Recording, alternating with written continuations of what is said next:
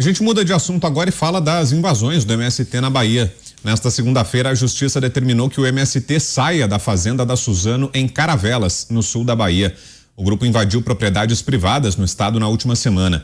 Em todos os casos, a empresa conseguiu liminares para a retirada dos invasores. Inicialmente, o MST tentou relacionar as invasões das terras da Suzano com supostos problemas ambientais. A empresa, contudo, tem fama mundial por seguir rígidos critérios ambientais. A onda de invasões na Bahia ligou o sinal amarelo em São Paulo. Lideranças do MST ameaçam o Brasil com invasões país afora em abril, caso o governo Lula não apresente um plano nacional de reforma agrária que contemple um cronograma de assentamentos durante todo o governo. Por conta disso, o governador de São Paulo, Tarcísio de Freitas, ampliou o monitoramento no estado sobre eventuais invasões de sem terra. A operação vem sendo coordenada pela Secretaria de Agricultura e pela Secretaria de Segurança Pública. O alerta foi aceso após 10 propriedades rurais terem sido invadidas na região de Presidente Prudente durante o carnaval. E aí, Alan Gani, sua análise, Alan, sobre essa decisão da Justiça, esse alerta ligado em todo o país e aqui em São Paulo também com possíveis novas invasões, Alan.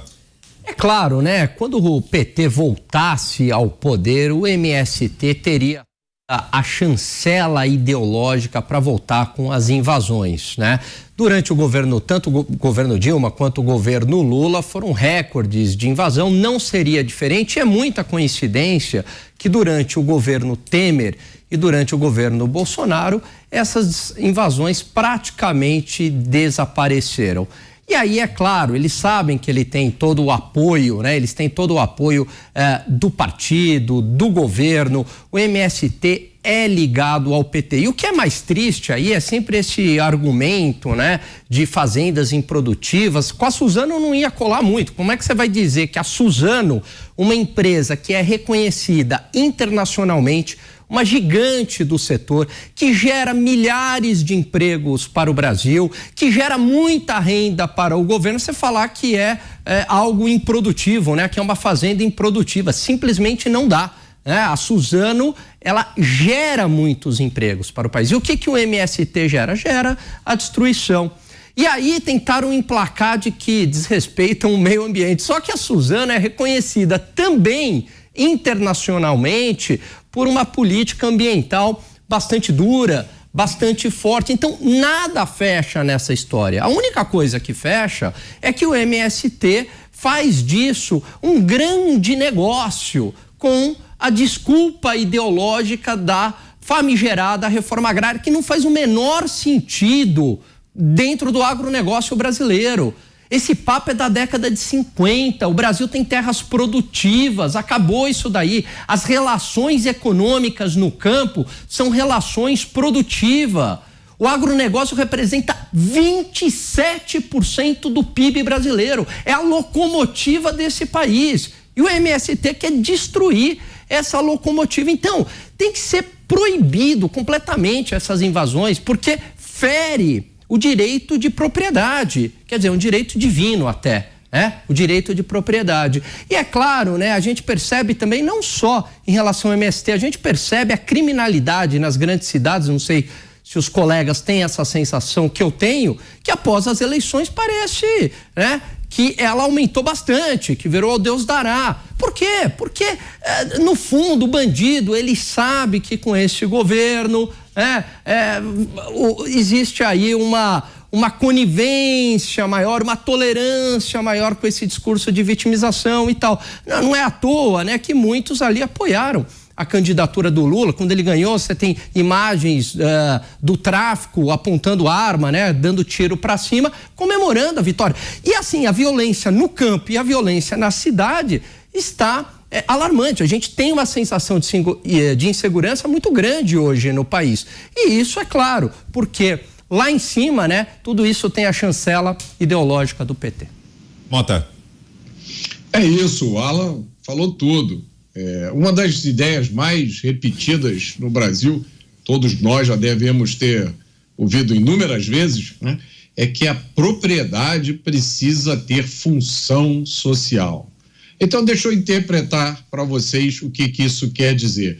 O que essa frase linda, né, função social da propriedade, quer dizer é mais ou menos o seguinte: no Brasil, você nunca é dono de nada de verdade, porque toda a propriedade da sua casa, da sua fazenda ou qualquer outra coisa que você tenha é sempre relativa. O Estado pode um dia resolver que a sua propriedade não tem a função social que o Estado acha que deveria ter, né? Mas o problema ficou muito maior, por essa razão que o Alan diagnosticou de uma forma precisa. Algumas pessoas no Brasil se autonomearam árbitros da propriedade e eles ganham a vida desse jeito. Sabe o que eles fazem? Eles arregimentam pessoas que estão em dificuldades, pessoas que não têm muita informação, que são presas fáceis para os espertalhões. E aí eles usam essas pessoas, inclusive crianças, como massa de manobra para invadir propriedades alheias. Não pensem que isso se limita a fazendas. Aconteceu um caso desse aqui no Rio de Janeiro, no bairro de Copacabana, alguns anos atrás. Um grupo invadiu um prédio e se recusava a sair, a não ser que fosse indenizado. Indenizado aqui entre aspas, tá, gente?